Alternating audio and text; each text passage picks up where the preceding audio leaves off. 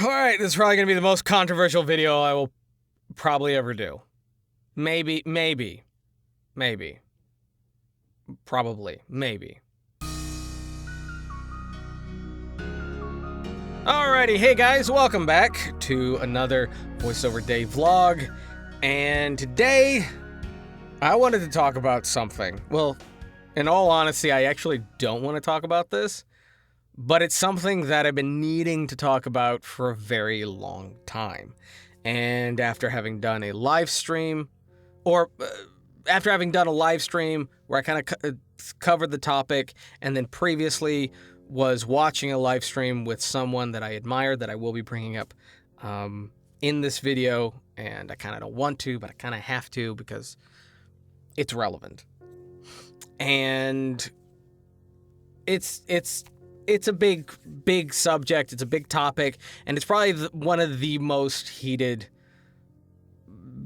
arguments in the voiceover industry, going back and forth. And it's kind of the reason why it's basically the cornerstone of why pay-to-play sites and places like Fiverr are, free marketing platforms, are so vehemently hated by a lot of bigger names in the industry, as well as SAG, people who are SAG versus not SAG.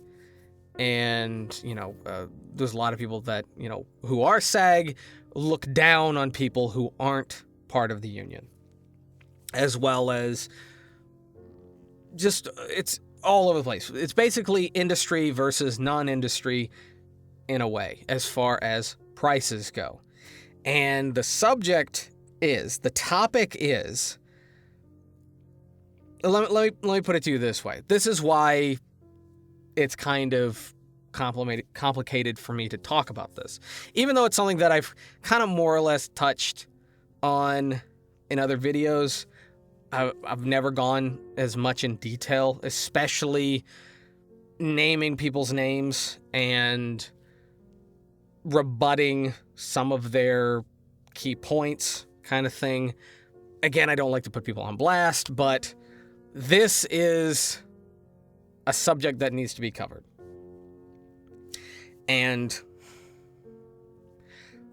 I was watching a live stream on Facebook that was hosted by one of my favorite voice actors, by someone who I've actually been kind of admiring and kind of watching the career of for the longest time, and someone that I've kind of more or less been modeling bits of my career on theirs, and someone that, I've regularly asked for help on Facebook and stuff like that, and email, and they've, periodically helped me out. They're a very busy person, and, they're not always available, so I don't blame them for that, but when they do respond, it's always very wonderful. And this was Jim Meskimen. For those who don't know, Jim Meskimen is, I think one of his biggest claims to fame in voiceover right now is being Colonel Sanders, for all the Colonel Sanders commercials, and for being the genie in a lot of things, including toys, rides, marketing material commercials, video games, and he does probably one of the closest Robin Williams versions of the genie that I've ever heard. He's an amazing impressionist. He's an amazing actor and voice actor. He does live streams, and he talks about, voiceover, and, he answers a lot of questions. He's a very helpful, wonderful person. But I asked a question on the live stream. Now, it didn't hurt my feelings because I didn't care either way. I just wanted to know what his opinion was. And I wasn't surprised by his reaction. But due to the fact that I had heard this response so many times by so many professional voice actors in the industry, SAG voice actors, actors with agents, stuff like that, that I decided to basically talk about this subject from this moment. And my question was, how do you feel about pay-to-play websites or free marketing websites like Fiverr, castingcall.club, voice123, voices.com, stuff like that. And his response, again, didn't surprise me. It was a reply and a response that I've heard so many times, and it was that he's not a fan, and that as far as he's concerned, it's better to give your service away for free than for less than industry standards. And I've heard this said by so many people so many times. And not only does it confuse me because it makes no sense, it also somewhat, I'm not going to say angers me, but frustrates me. Because there seems to be a lot of misunderstanding on these websites and the people who work off them and the companies that work through them. And the industry has a very negative point of view, and it's always based on information they don't have, which was also apparent on the live stream with Jim. He said that a long time ago, that he hit, well, not that long ago, but a long time ago, he did try working on there, and he did this audition. He thought it was great, but they said how much they were going to pay him, and and he felt like it wasn't enough, and then that's why he just stopped those platforms, and he stopped any of that, and he's not in favor of pay to plays or free marketing websites, because of that moment, which. That is a very small sample size to base an entire section of the internet on. It's a very small moment to basically say all of these websites and anyone who works on them are basically foolish. And I know that's not entirely what he means, but for a lot of people who've seen this comment or this reply to that question, other voice actors asking that to other professional voice actors over and over and over again, one would believe that, none of these websites are valid. And I will extend this olive branch. Yes, you can, not every time, but you can get ripped off on these websites. Not all these websites are professional. A lot of these websites don't have SAG projects. And even the ones that do, like voices.com, that have SAG projects, one would argue they still don't pay industry standards. So SAG versus non-SAG isn't the issue. It's all about, getting paid enough and negotiating. And again, I think a lot of this has to do with how things used to be and how the industry used to work and how SAG and industry standards were structured. And that's fine. That's totally fine to keep looking back at the past and evaluate where we are. But to an extent, a lot of these websites aren't the same that they were a year ago or 5 years ago. A lot of them have changed. Castingcall.club has changed a lot in 2 years. So has Fiverr. Fiverr has completely changed in the past 20 years. So the key point to this video, and yes, this one's probably going to go on long because there's a lot to talk about. I did actually try writing this out because I wanted to kind of be scripted and kind of write it in a way that wasn't going to offend one side or the other. But there's no way to do that, which is why this video, I imagine, is going to get thumbs down and is going to be controversial in some way. It's very, very ignorant to say that if it's less than industry standards, if it's less than, SAG rates, that it shouldn't exist. And it's also slightly bigoted to suggest that. Not bigoted in the way that most people use it, but just bigoted in the fact that you know very little about it, you're not willing to learn about it, but yet you still have a strong negative opinion on it. And on the topic of it's better to give your skills away than to get paid less than industry rates, no. I'm just going to say absolutely not. That is not acceptable, and that is not true. There have been times when I haven't charged people for small things. Like some people will contact me on Facebook. They're like, hey, can you do a Christopher Walken for my voicemail? And I'm like, sure. And it's like really, really short. I won't charge anything. I'll send them the thing. I got nothing else going on today. That's immediate, all that kind of stuff. I can squeeze it in, no problem, totally fine. And I'm fine doing that. I don't think that's the same as what they're saying. The truth of the matter is not everybody can or should charge and pay the same. And not everyone can or should charge and pay industry rates. Now, this may seem somewhat like a contradictory to previous things that I've said when I say that you need to charge more on Fiverr and things like that, but it's not. Because there is a middle ground between getting paid $5 for 1,000 words and $10,000 for 1,000 words. There's obviously middle ground. There's plenty of wiggle room between these two benchmarks to charge. I think what is happening with a lot of people, especially when it's professional voice actors that look at these kind of marketplaces and go, they don't charge enough, all this kind of stuff. They're basing that only on their experience and their point of view. You have to imagine things from both sides in order to make a negotiation.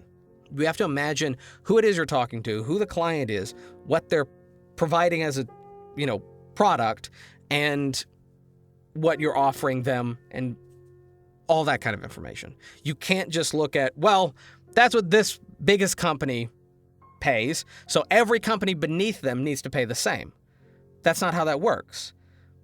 The idea of only charging industry rates across the board on every platform, Fiverr, Voice.com, Voice123 should be gone, all that kind of stuff, is very offensive to small companies that are basically run by one person or 5 people or a very small handful of people. There's a lot of apps out there, game apps, games that are put on Steam, all this kind of stuff, cartoons that are put on YouTube that are made by one person who's not making a lot of money, who doesn't have a parent company that's funding all this. They don't have, they're doing it out of their own pocket. Saying that you should only charge industry and SAG rates is wrong. Absolutely wrong. Basically, what you're saying when you say that is these small companies shouldn't function, they shouldn't exist, and they shouldn't be able to hire anybody. If they can't pay, thousands and thousands of dollars, they should be wiped off the face of the earth. That's basically what's being said, not directly, indirectly. There is a market for everyone. There are always going to be voice actors that fit in different brackets, in different price ranges. Now, the reason people go to bigger voice actors is not because they're like, oh yeah, I want to spend that much money. Nobody does that. People want a service that they can rely on. They want to work with a voice actor they can trust. And that's why they go with bigger voice actors. People like Jim Meskimen, who does a lot with Disney, obviously. And, tons of big voice actors are gone to. Mark Hamill, for example, or tons of people that big companies go to because they know they can trust them. They know they can perform and they know they can act. That's why they're willing to pay that much. Also, most of these bigger voice actors who say, you should only charge or get paid industry standard and rates, a lot of them are people that get paid way more. They don't get paid industry standard rates. They get paid way more. They have an agent. They have a manager. They have a reputation. a list of credits and, tons of respect in the industry, and they can charge whatever they feel is right. I don't think it's fair for anyone to tell anyone else that that's how much they should pay. Now, I can suggest that you charge more than you are. I mean, obviously, most people need to charge more than they are. It may not be by a lot, and it may be by, double or triple or tons. Some people should be charging industry rates because some people are absolutely worth that. But not everyone is. It's kind of the idea that everyone needs to pay every employee across the board the exact same pay. And that includes managers, operators, and new hires, like young 14, 15-year-olds. I don't know how young you can hire. 16-year-olds, sure, whatever. Hire them, and they can only be paid. They're getting paid the exact same as the biggest professionals. I mean, that wouldn't work. In any other industry, that wouldn't work. That wouldn't work for fast food. That wouldn't work for voice acting. That wouldn't work for acting. That wouldn't work for anything. You want to be able to pay the people who are worth more, who have more experience, more money, obviously. And they should be able to charge more because they are worth more. And once they're worth more in, their performance, their experience, their credentials, the number of clients that come to them on a regular basis, if everyone's charging the same, then, it's like, well, why would I go for any of these other people? Why would I go for anyone other than these guys? If all things are even, why would I go for any of these? I would obviously go for the most professional, the highest credential, the one with the longest resume or the IMDb page. Obviously you'd want to go with them. And there's a part of me that thinks that maybe that's why a lot of people want there to be an even playing field on the rates, is so that there isn't competition, so there isn't cutting from underneath them. But there's always going to be cutting.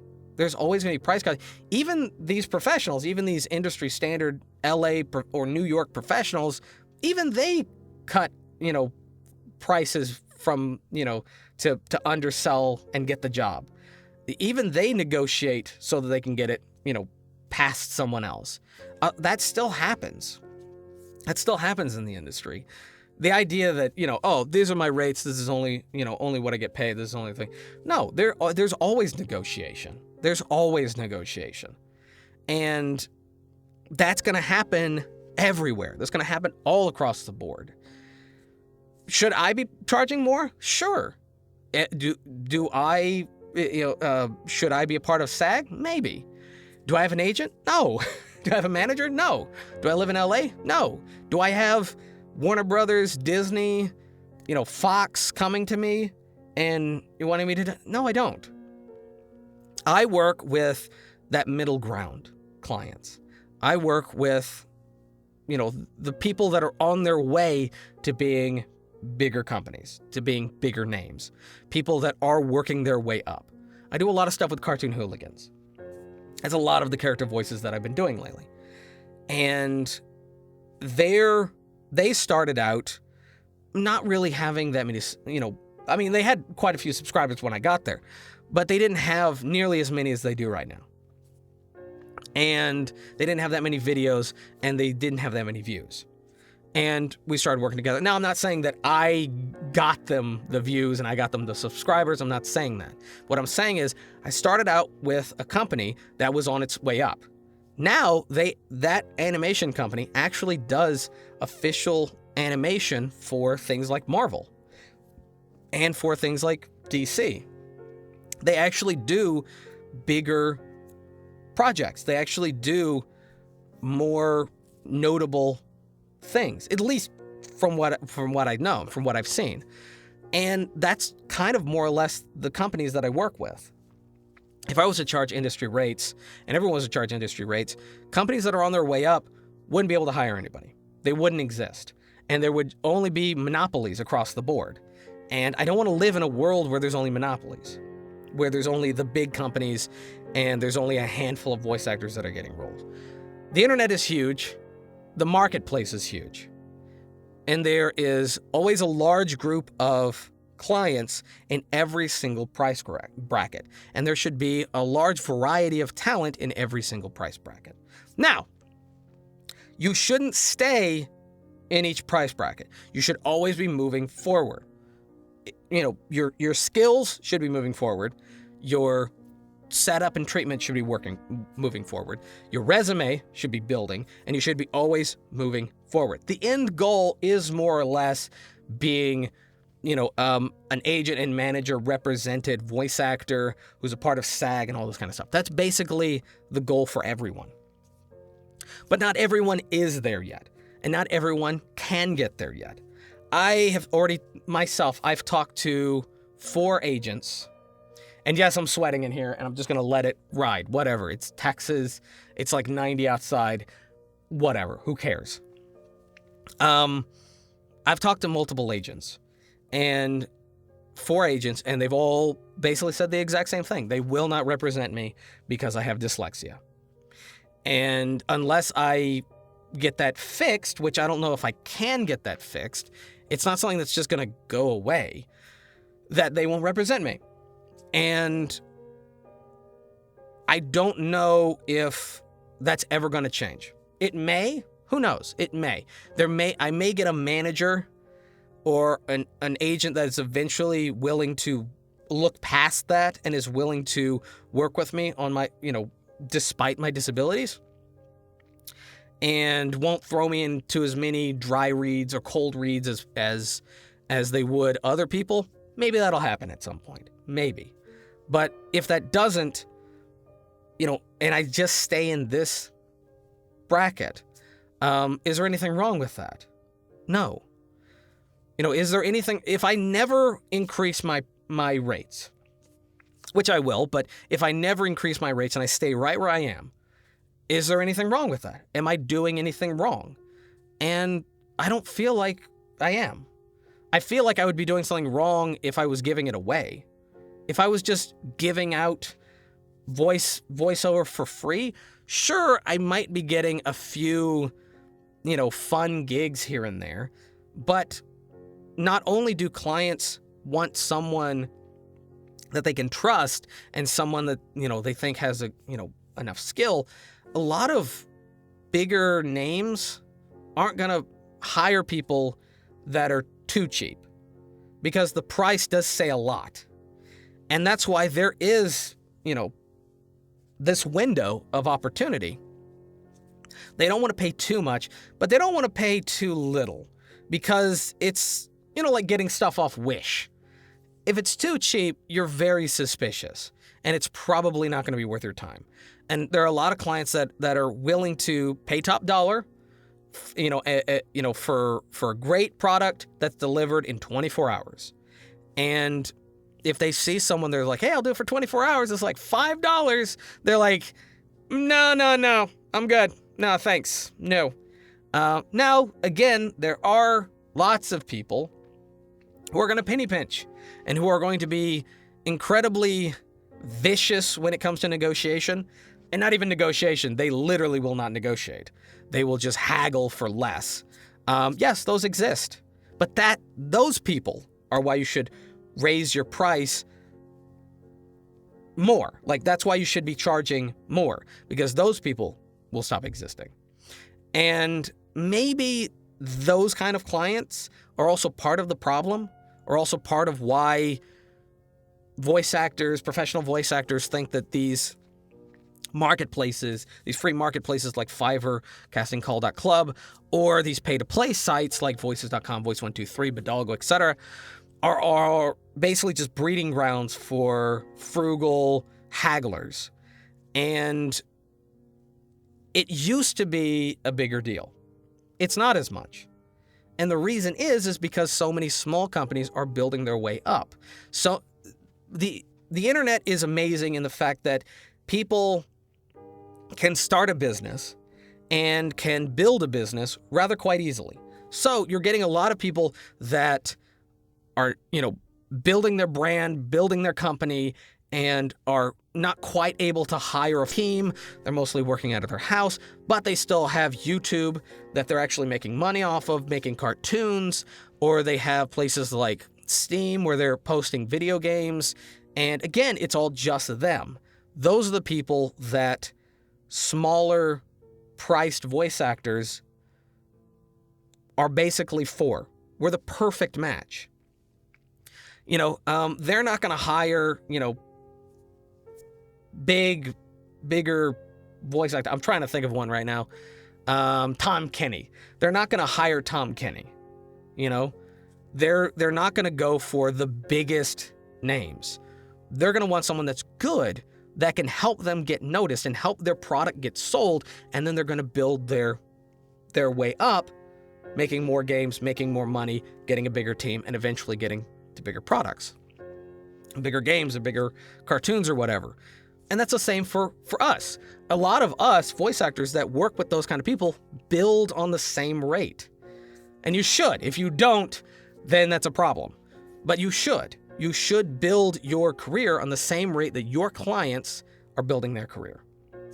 I have lots of clients that post stuff on YouTube, lots of clients that post stuff on Steam, and I've worked with them on multiple projects, and as they move forward, I'm moving forward too.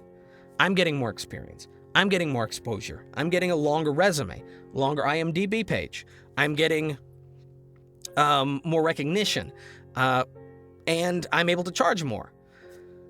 And the good thing is that as me and that other client, work together, we build a relationship, and as we move on, I can increase my rate, and they'll be okay with that. They'll be fine with that. If I was to, charge very little or charge too much, they would stop working with me. But I'm charging what I know my market is probably worth. Should I probably charge more? Yes, obviously. And every year I reevaluate. More like every 6 months I reevaluate. What do I need to change? What needs to happen? Is that enough to keep all these lights on? Not all these lights on. I only do that for these videos. But is that enough to keep me going? Is that enough? What needs to happen? What needs to change? If I increase my rate, do I lose anybody? That's the big topic. And if I lose somebody, if that client isn't okay with it, does it hurt me? These are all the things you have to evaluate. So being a small voice actor, working with smaller clients, charging less than industry rates, isn't as cut and dry as a lot of S.A.G and a lot of agent and a lot of manager-based voice actors understand it to be. In fact, I don't feel like they do understand it. I don't feel like they know what we do. A lot of these voice actors don't do their own negotiations, don't do their own marketing, don't do their own haggling. That all goes through their agent. That all goes through their manager. We're our own manager. We know the entire workings of what we have to do and what goes into the back and forth between us and a client. We have to go out there and we have to get this, stuff. We're not just sitting at home in front of a Blue Yeti and just wasting our time and wasting our career and making nothing. It's a lot of work. We are making a lot of money. We could probably be making more. But for some of us and some of our clients, making more wouldn't work. Like us charging more wouldn't work. They wouldn't make anything and they wouldn't build their career. We wouldn't build our career. And some of that might be you guys. Some of y'all might be in that category, in that demographic. So it's getting dry. Some of y'all might be in that section, in that pocket of needing to charge more. Some of y'all might be in that needing to charge more. And some of y'all might be charging exactly what you need to for right now. It's a very touchy and it's a very complicated subject. It's not an easy thing to talk about. It's not an easy thing to negotiate. And it's not an easy thing to bring up on Facebook or any kind of voiceover platform. I've been getting a lot of comments and emails from people saying that they brought up a topic on a Facebook voiceover page and they got nothing but hate and ridicule and mocked, and some of them got banned just for asking a question. There was one person who emailed me and said they asked about the pay-to-play sites and they were banned from the platform. And that is despicable. And that kind of hatred towards that market and people who work off that market and clients who are in that market, it's just disgusting to me. And I know that there are tons of great arguments for working your way into the industry or only getting into the industry through an agent, through going to LA, and through all this kind of stuff. I'm sure there are tons of great arguments. And I've heard probably a good number of them, but none that completely negate the experiences and the needs of others. It is a complicated and nuanced topic and issue. And yes, there is a middle ground. There is leniency and there is leeway between these two thoughts and between these two sides of the argument. The problem is there's so many people that are completely unwilling to listen to the other side or talk to the other side or even help the other side. And they just want to completely disregard anyone who's on the pay-to-plays or who's working through Fiverr or anything like that. And again, a lot of it is because of ignorance, arrogance, bigotry. And I know this video is going to get a lot of talk and a lot of flack and a lot of downvotes and a lot of arguments. And that's fine. That's fine. This YouTube channel has basically just become that. It's become a place to have conversation and to ask questions, and I'll do the best to help. If I can't help, someone out there will. But yeah, that's it. This was going to be a very, very long one. I know for some of you guys, you don't like the long videos. Totally fine. But this one really needed to go on a little bit longer. There was a lot to talk about. So anyway, thank you guys for watching. If you liked the video, give it a thumbs up. If you didn't, give it a thumbs down, but you have to say why. This is important. You have to say why. What part of this video did you disagree with? What thing that I said do you have a problem with? I would love to actually talk about that and actually cover that in some way.